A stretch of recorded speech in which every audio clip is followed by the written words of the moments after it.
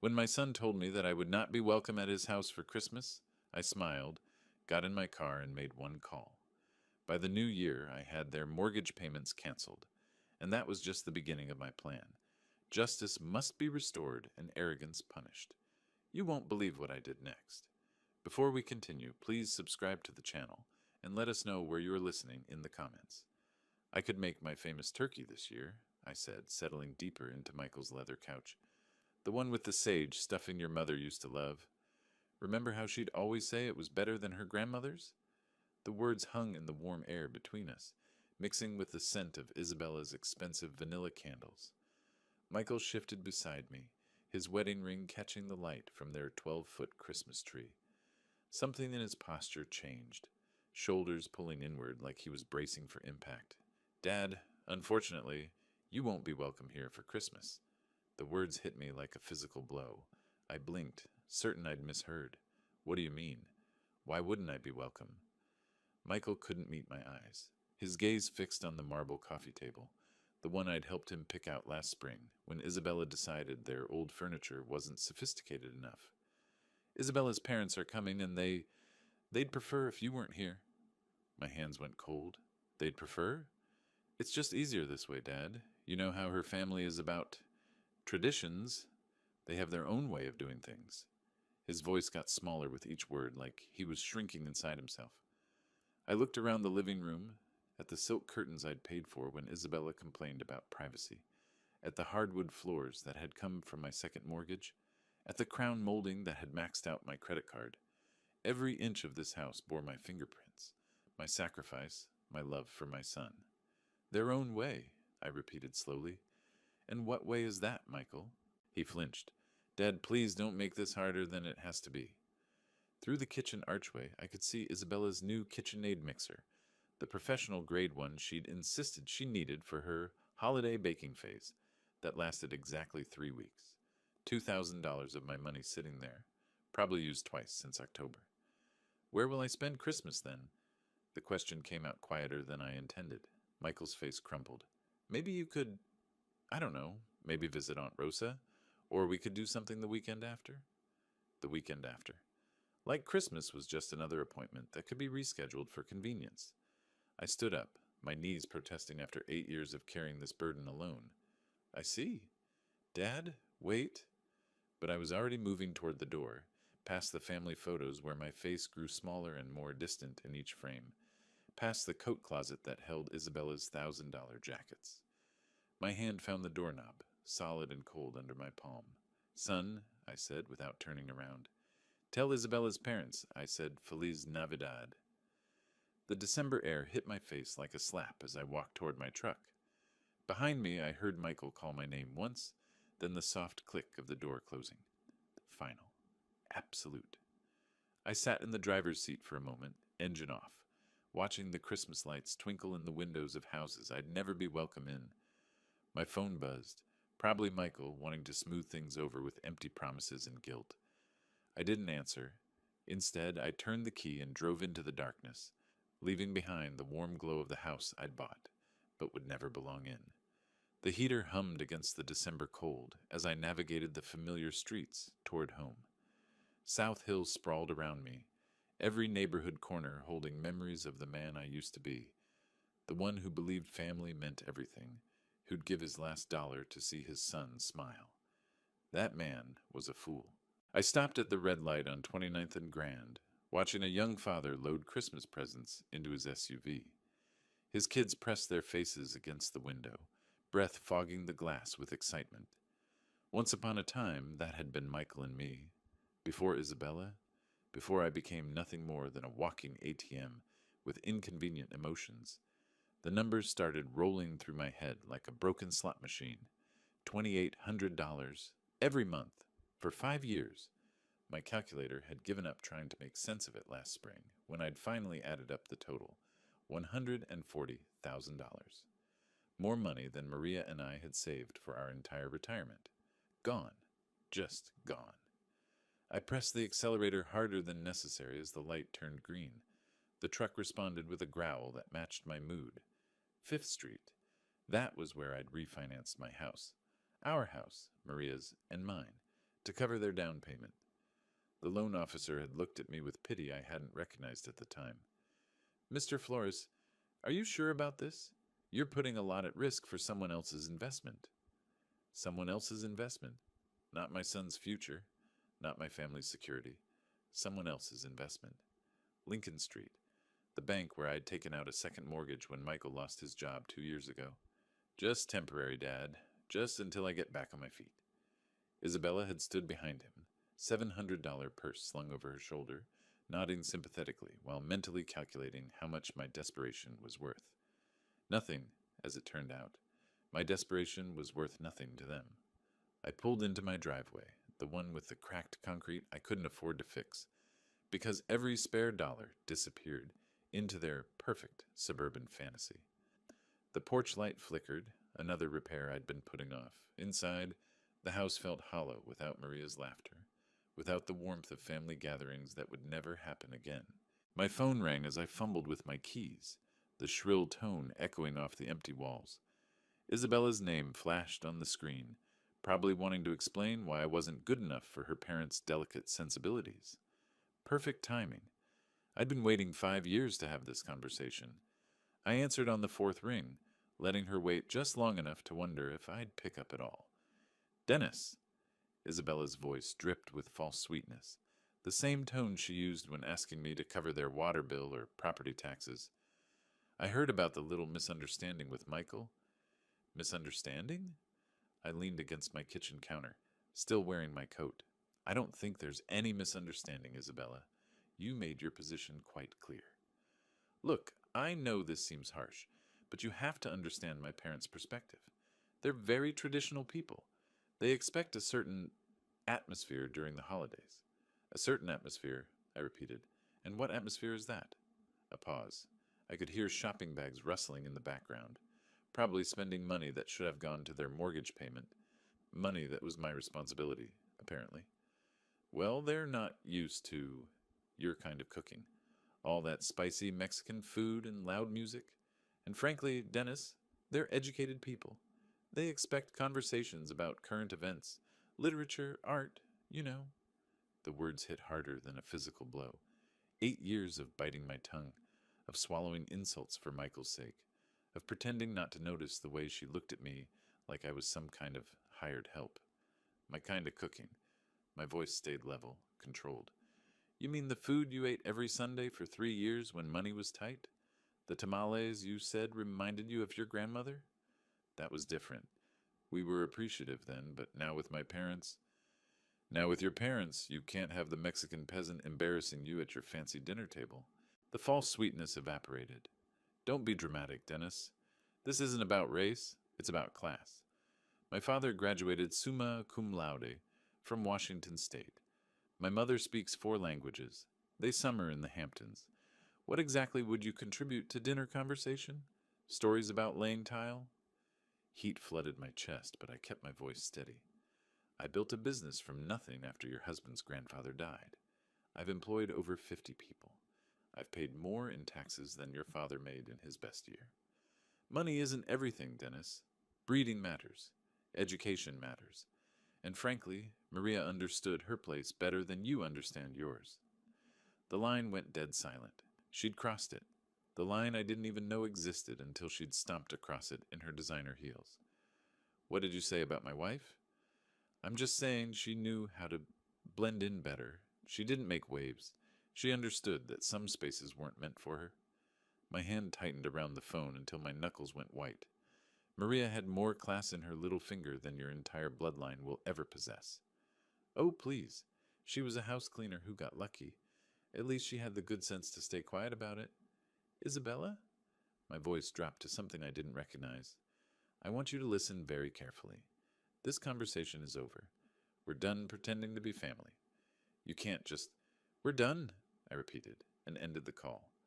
I set the phone down carefully on the counter, my hands surprisingly steady. Around me, the kitchen felt different, smaller but somehow cleaner, like a weight had been lifted from the air itself.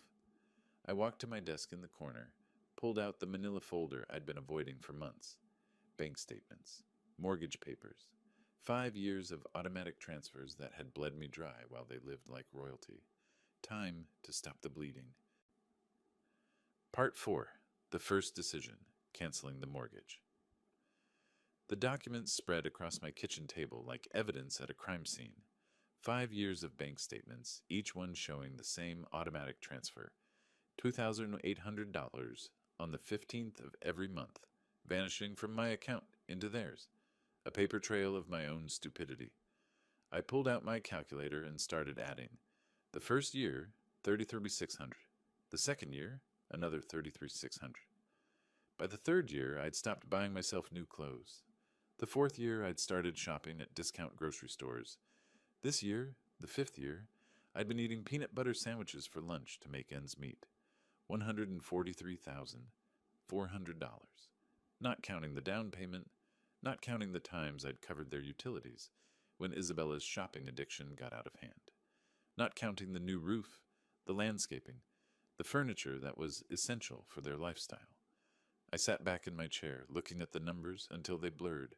Maria's life insurance money, my retirement savings, the college fund we'd started for grandchildren I'd apparently never be allowed to see. All of it gone, poured into a house where I wasn't welcome for Christmas dinner. I reached for my phone, scrolled through my contacts until I found the number for my bank. The automated system offered me options in English and Spanish. How thoughtful, how accommodating to people like me. Customer service, this is Jennifer. How can I help you today? I need to cancel an automatic transfer, I said, my voice steadier than it had been in years. Certainly, sir. I'll need your account number and some verification information. I rattled off the numbers, watched her type in the background.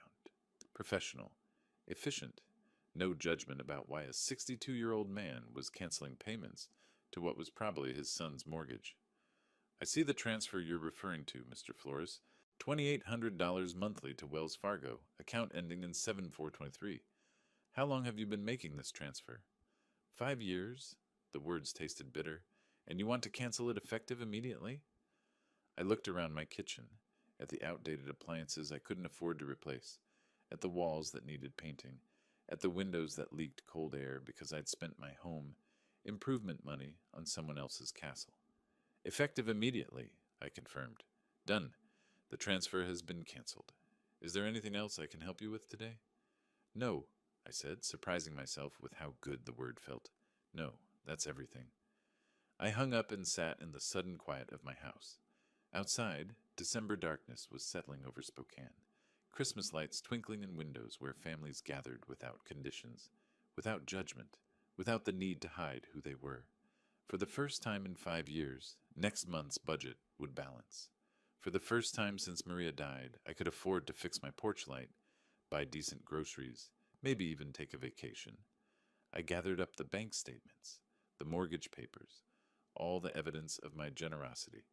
Then I walked to my fireplace, struck a match, and watched 5 years of martyrdom turn to ash. The fire felt warm on my face, warmer than I'd felt in years. My phone buzzed with a text message, probably Michael wanting to apologize, or Isabella, needing money for something essential like new throw pillows. I didn't check it. Instead, I poured myself a glass of the good whiskey, the bottle I'd been saving for a special occasion that never seemed to come. Tonight felt special enough. I raised my glass to the empty room, to Maria's photo on the mantel, to the man I used to be and the man I was becoming. Merry Christmas to me, I said, and meant it. Part 5. Isabella's Provocation. The next morning arrived crisp and clear, December sunlight streaming through my kitchen windows as I nursed my second cup of coffee. For the first time in years, I wasn't calculating how much money would disappear from my account in 3 days. The freedom tasted better than the Colombian blend I'd finally allowed myself to buy. My phone rang at exactly 10:47 a.m. Isabella's name flashed on the screen like a warning label. Dennis! Her voice carried that familiar tone of barely concealed impatience. I need you to pick up my parents from Spokane Airport. Their flight from Portland arrives at 2 o'clock. I set down my mug carefully, watching the steam curl toward the ceiling. Isabella, did you forget about our conversation yesterday? Look, Whatever that was about, we need to focus on practical matters now. My parents need transportation, and you're the only one with time during the day. The audacity was breathtaking. Less than 24 hours after telling me I wasn't worthy of sharing Christmas dinner with her family, she expected me to serve as their personal chauffeur. And you're asking me because... Because that's what family does, Dennis. They help each other. Her voice sharpened with irritation. Besides, let's be honest here. You're not my rival. You're too weak to be my rival. So just get in your truck and pick them up. There it was, the final insult wrapped in a command. What airline? I asked quietly. Alaska Air, Flight 447. They'll be at baggage claim Carousel 3. And Dennis, they're expecting someone who can handle their luggage properly. Don't embarrass us. I could hear her nails tapping against something hard. Probably her granite countertop, the one I'd paid for when she decided laminate wasn't suitable for her dinner parties. Of course, I said. I'll take care of everything. Good. And wear something decent. Maybe that blue shirt you wore to Michael's graduation. They notice things like that. The line went dead. She hadn't even said thank you. I sat back in my chair, looking at my phone's blank screen. 2:00. Flight 447. Baggage claim Carousel 3. I glanced at the wall clock above my sink. 10:52 a.m. Plenty of time. I poured myself another cup of coffee, added an extra spoonful of sugar, and opened yesterday's newspaper to the crossword puzzle I hadn't finished. 7 across. Delayed gratification. 12 letters. The answer would come to me eventually. Part 6. The Airport Trap. At 2:15 p.m., I was settling into my favorite armchair, with a fresh cup of Earl Grey and the Spokane Review's Sunday edition. The crossword from yesterday lay completed on my coffee table. Delayed gratification had been postponement. My phone buzzed against the wooden surface. Isabella's name again.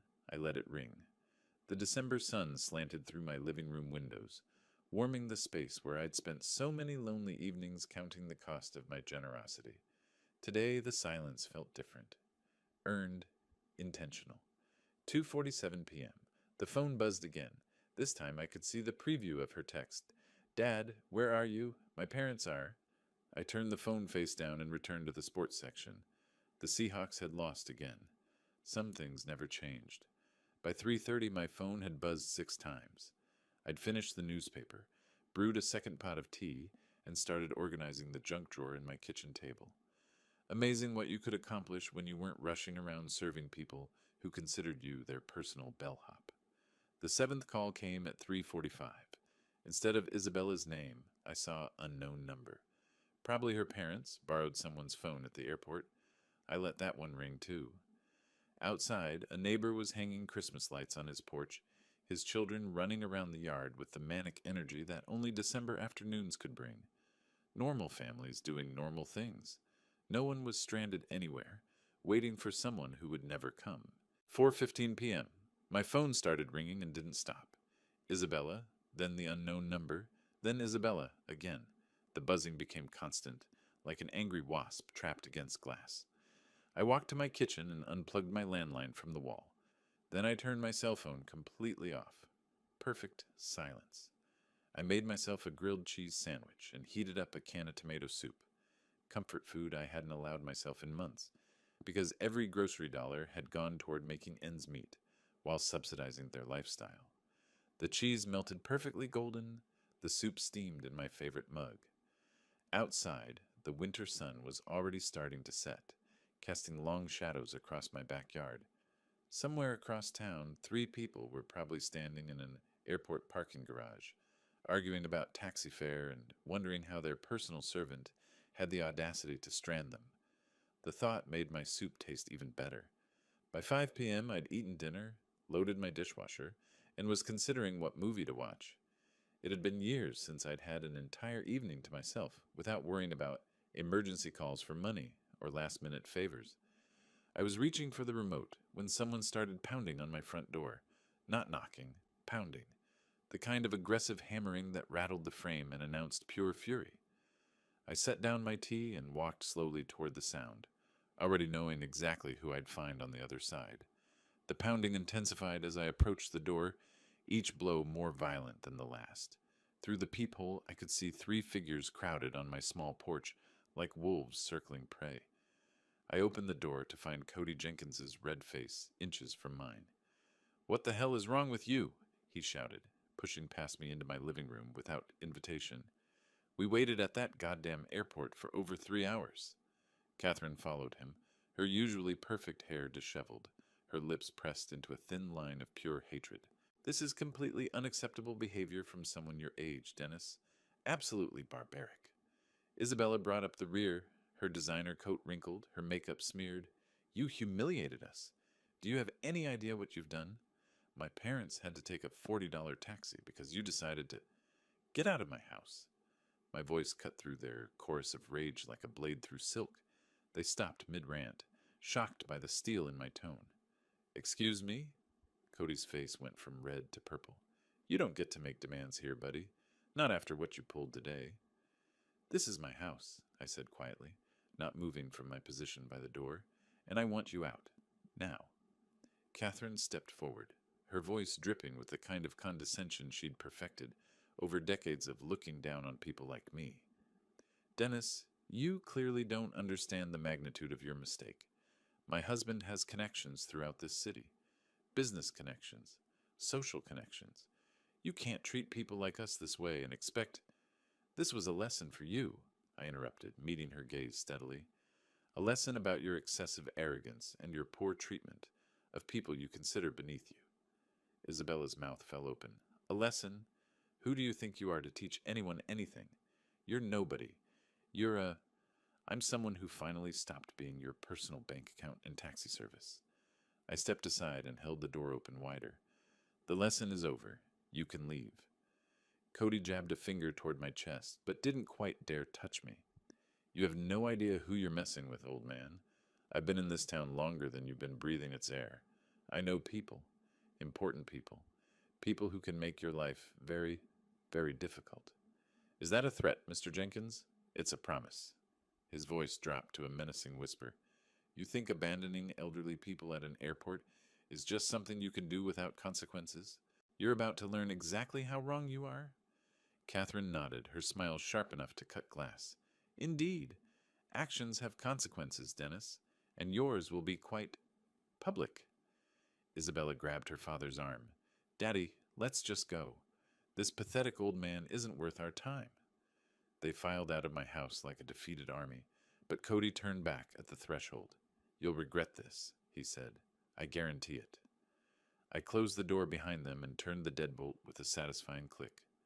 Through the window, I watched them pile into their rental car, still arguing among themselves as they drove away into the December darkness. The house felt cleaner with them gone, as if their presence had left a stain that was only now lifting, but their parting words echoed in the sudden quiet. Public consequences. Important people. Connections. I walked back to my living room and picked up my tea, still warm in its mug. For the first time in this whole mess, I felt something that might have been concern, but it was overwhelmed by something much stronger. Anticipation. 3 days later, I was enjoying my morning coffee and scanning the Spokane Review when I saw my own face staring back at me from page 3.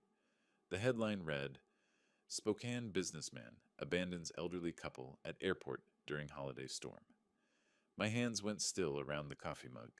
There I was, in black and white, an old photo from my company's website, probably 5 years out of date.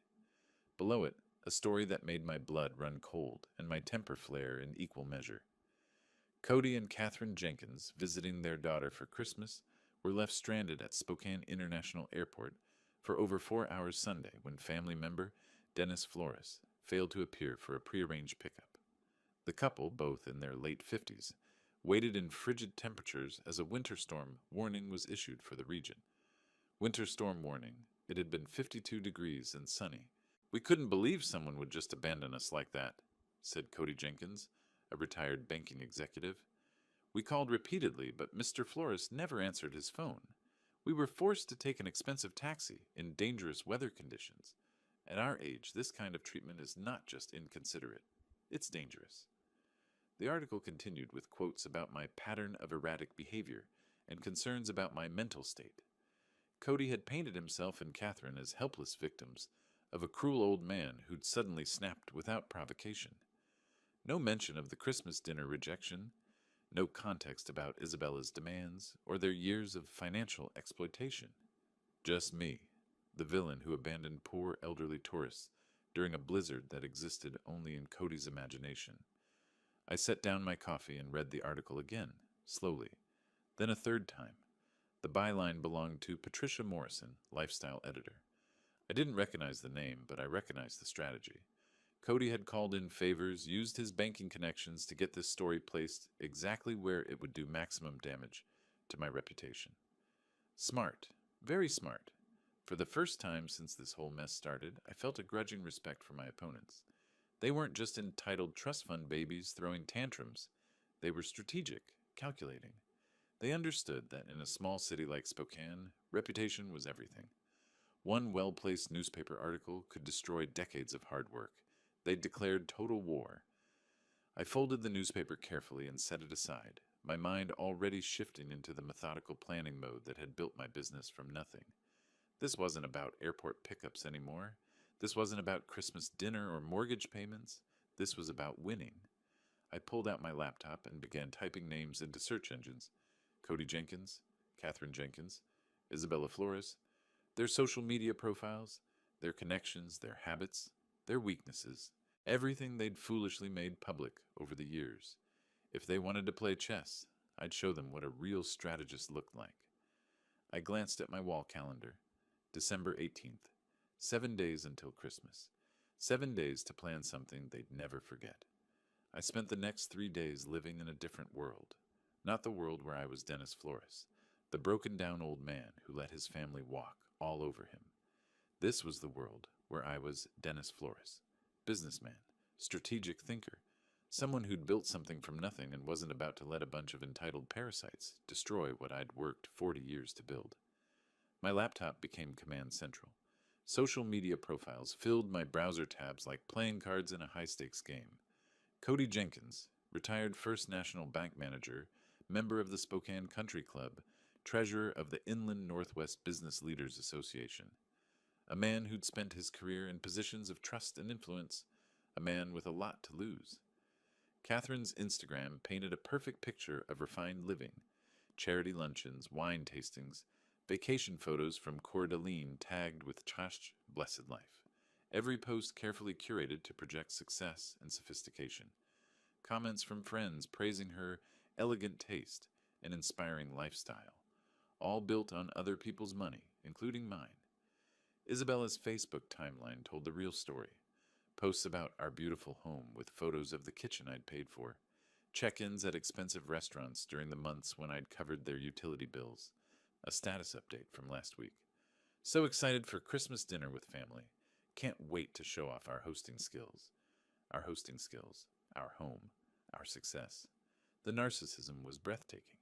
But it was Michael's LinkedIn profile that gave me the final piece I needed. His recent activity showed a new connection. Patricia Morrison, lifestyle editor at the Spokane Review. The same Patricia Morrison who'd written the hatchet job about me. I leaned back in my desk chair, looking at the evidence spread across my screen. These people had made 3 critical mistakes. First, they'd underestimated me completely.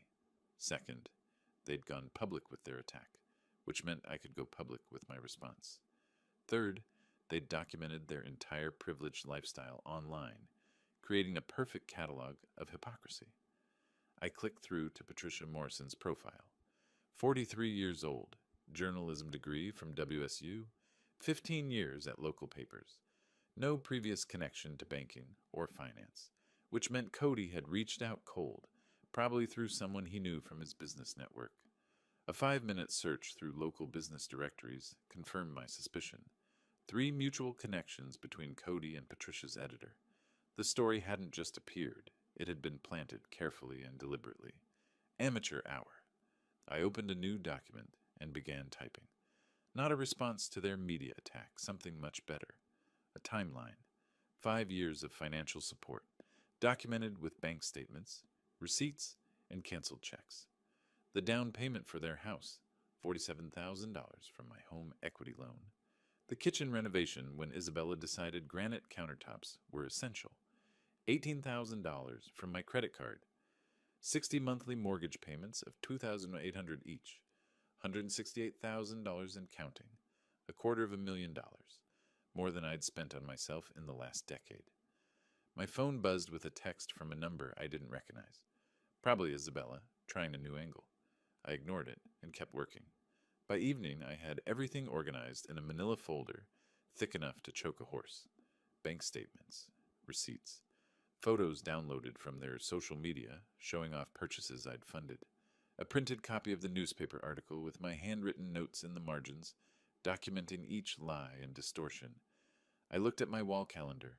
December 24th was circled in red, not because it was Christmas, but because it was the perfect day for justice. According to Isabella's Facebook events, they were hosting Christmas dinner for 12 people. Family friends, neighbors, members of their social circle. The kind of people who read the Spokane Review and formed opinions based on what they saw there. The kind of people who deserved to know the truth. I closed my laptop and walked to my kitchen, where I'd left my good camera, the one I'd bought years ago to document job sites for my business. Time to put it to work, documenting something else entirely. Tomorrow was Christmas Eve. Tomorrow, Cody Jenkins and his family were going to learn what happened when you declared war on someone who actually knew how to fight. Christmas Eve morning dawned gray and cold, the kind of Spokane winter day that made you grateful for warm houses and family gatherings. Too bad I wouldn't be welcome at either. But I had other plans. I laid out my evidence like a lawyer preparing for trial. Bank statements organized by year, each monthly payment highlighted in yellow. Receipts arranged chronologically, showing the pattern of my support for their lifestyle. Photos printed from their social media. Isabella's new jewelry, their vacation photos, the expensive Christmas decorations currently adorning the house I'd helped them keep. All of it copied 12 times, one for each dinner guest. The newspaper article went on top of each stack, my red pen notes visible in the margins. Lie written next to Cody's quotes about dangerous weather. False, beside the claim about my erratic behavior. Missing context, highlighted where they'd failed to mention 5 years of financial support. I dressed carefully in my best suit, the navy blue one I'd worn to Maria's funeral, pressed and ready for another kind of farewell. Today I was saying goodbye to the man who'd been a doormat for his family. Tonight, I'd be someone who commanded respect. At 6:30 p.m., I loaded my briefcase with the evidence packets and drove to Kendall Yards. Their house glowed with warm light, cars filling the driveway and lining the street. Through the front windows, I could see figures moving around the dining room, Isabella playing hostess in the home my money had helped them buy. I parked across the street and checked my watch. 6:45. Perfect timing. Late enough that everyone would be seated for dinner. Early enough that they'd still be on the main course. No easy escape for anyone. The front door was unlocked. Of course it was. Isabella loved to show off how safe their neighborhood was, how they didn't need to worry about security, like people in rougher areas. I let myself in quietly, the warm air hitting my face along with the sounds of laughter and conversation from the dining room. And then Catherine said, "But darling, that's not how we do things in our family," someone was saying, followed by more laughter. Our family. After everything they'd done to exclude me from it. I walked into the dining room carrying my briefcase, 12 faces turning toward me with expressions ranging from surprise to horror. Isabella froze with her wine glass halfway to her lips. Michael's face went pale. Cody and Catherine looked like they'd seen a ghost. "Good evening, everyone," I said calmly, setting my briefcase on their marble sideboard. "I hope you don't mind me joining your Christmas celebration." Isabella found her voice first. "Dennis, this is completely inappropriate. You need to leave immediately." "Actually," I said, opening my briefcase and pulling out the first stack of papers, "I think your guests deserve to know who really paid for this dinner, this house, and this lifestyle you've been showing off." A woman I didn't recognize, probably one of Catherine's charity friends, leaned forward with curiosity. "What is he talking about, Isabella?" "He's having some kind of episode," Isabella said quickly. "Michael, call someone." But I was already moving around the table, placing a packet of documents in front of each guest. "Here are the bank records," I said conversationally. 5 years of financial support, $168,000 in mortgage payments alone, plus the down payment, renovations, furniture, appliances, everything you see around you. The room went silent except for the rustling of papers as 12 people began examining the evidence.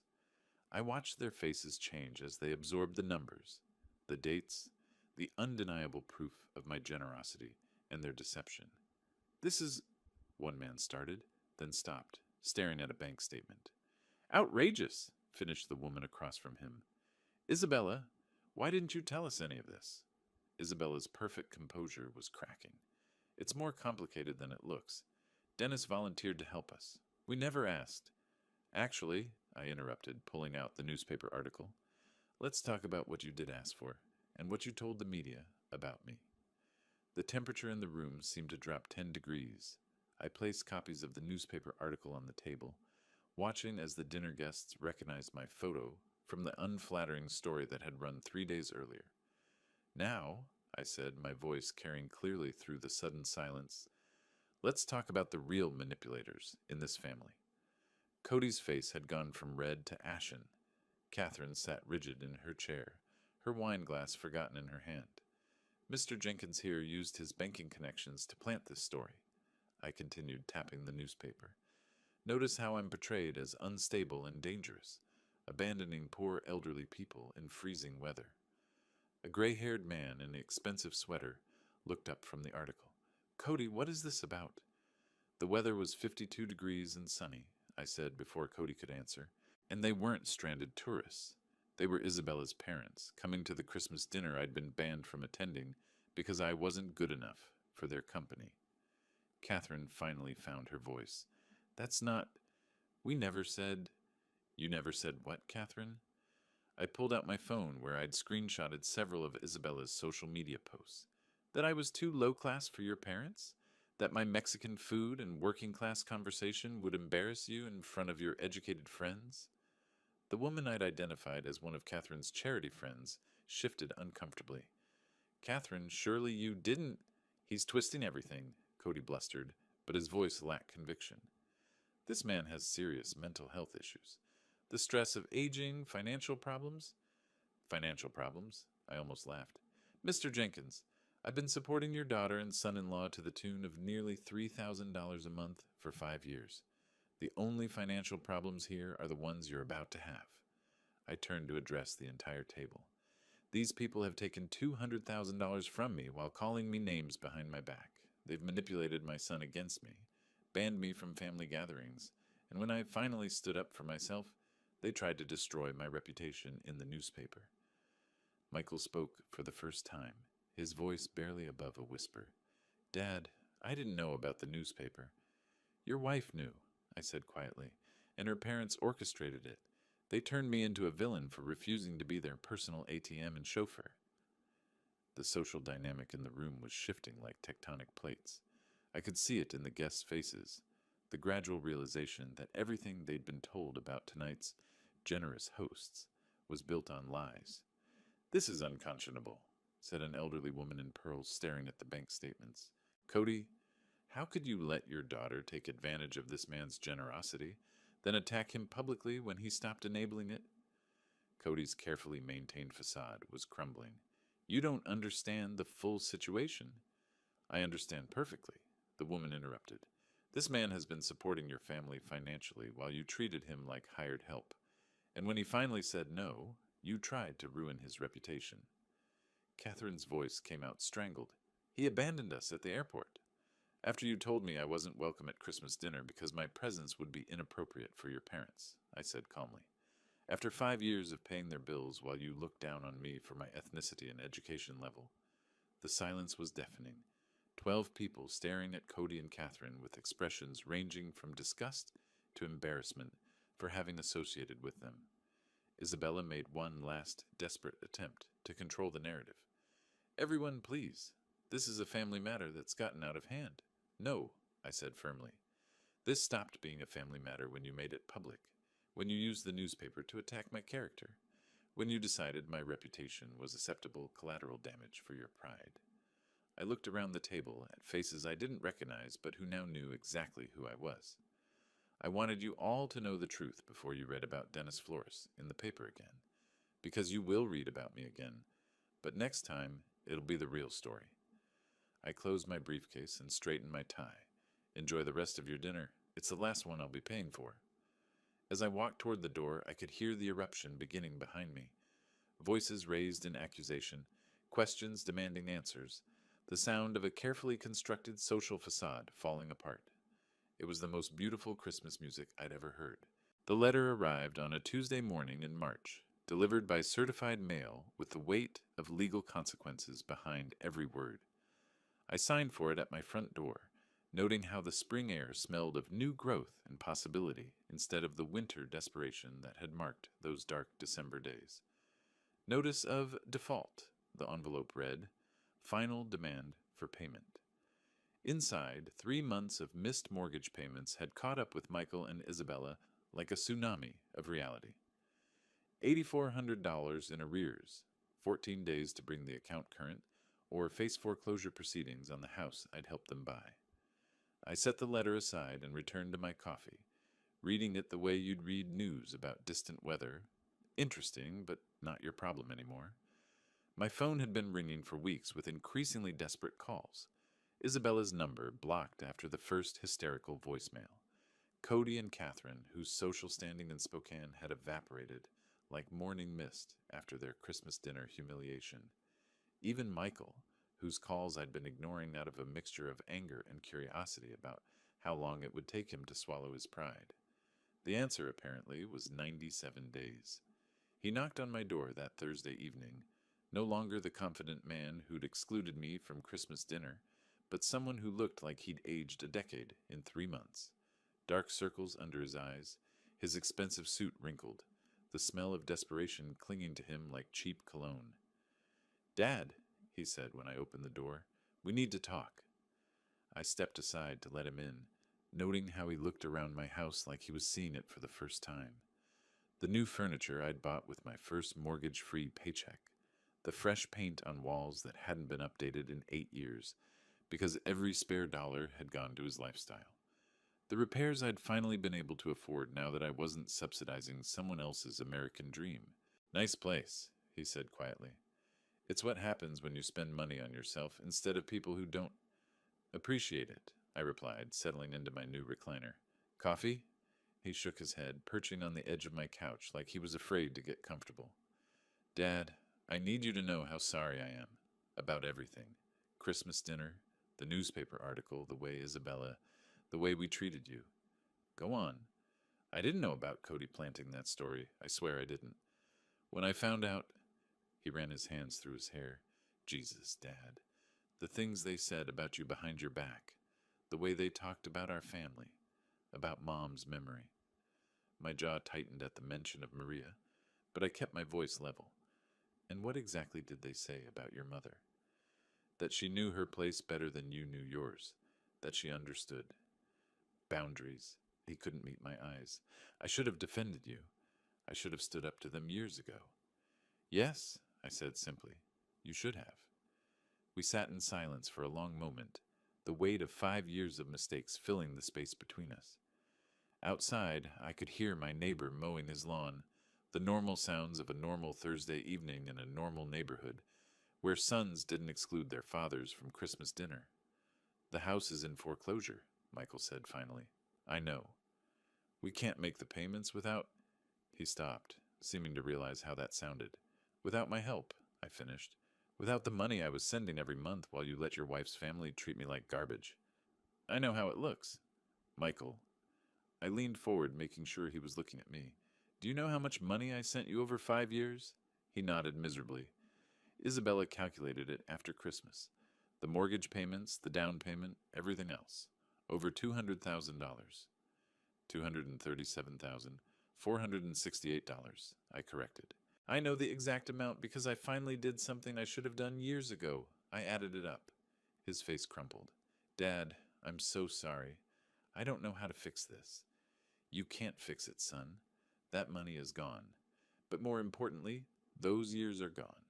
5 years when I could have been building a relationship with you instead of funding your wife's fantasy life." I know that now." He looked up at me with something that might have been hope. "But maybe we could start over? maybe there's a way to.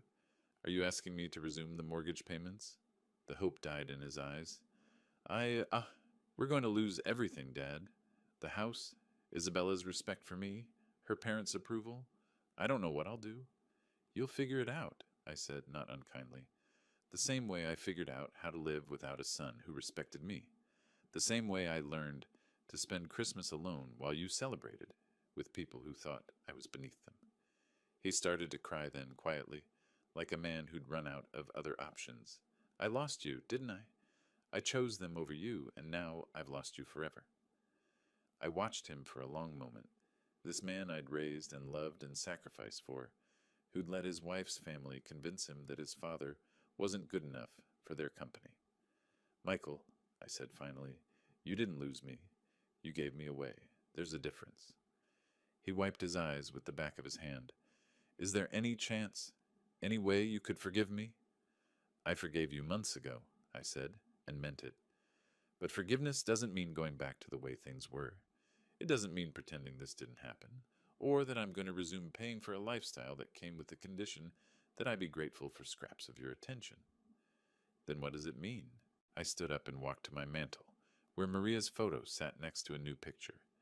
Me with Rosa and her family at Easter dinner, the first holiday I'd spent with people who actually wanted me there. It means that if you want a relationship with me, you'll have to build it from scratch. It means showing me respect instead of demanding I earn it. It means making choices based on what's right, not what's convenient. I turned back to him, and it means that the next time someone, your wife, her parents, anyone, tries to exclude me from family gatherings, you'll remember who actually acts like family. He nodded slowly, understanding perhaps, for the first time, that respect wasn't something you could take for granted. The house, he asked quietly, isn't my problem anymore. I sat back down, feeling lighter than I had in years. You're a grown man, Michael. Figure it out like grown men do. Get a job that pays enough to cover your bills. Sell the house and buy something you can afford. Stop living beyond your means and expecting other people to subsidize your choices. He stood up slowly, his shoulders straight, for the first time since he'd arrived. You're right, about all of it. I know. He walked to the door, then turned back. Dad, for what it's worth, seeing you stand up for yourself at Christmas dinner, I was proud of you. Embarrassed and angry, but proud too. Good, I said. Maybe there's hope for you yet. After he left, I poured myself a glass of the good whiskey and stepped onto my back porch. Spring was coming to Spokane, the trees beginning to bud, the air warming with promise. In 4 months, I'd be 63. Maria had been gone for 8 years. I'd wasted 5 of those years being a doormat for people who didn't appreciate sacrifice. I wasn't planning to waste any more. My phone buzzed with a text from Rosa. Dinner Sunday? The kids want to show you their school projects. I smiled and typed back. Wouldn't miss it. Real family, it turned out, was something you found with people who actually wanted you there. Everything else was just expensive theater, and I was done buying tickets to shows where I wasn't welcome on stage. The whiskey tasted like freedom, and the future looked exactly as bright as I was willing to make it.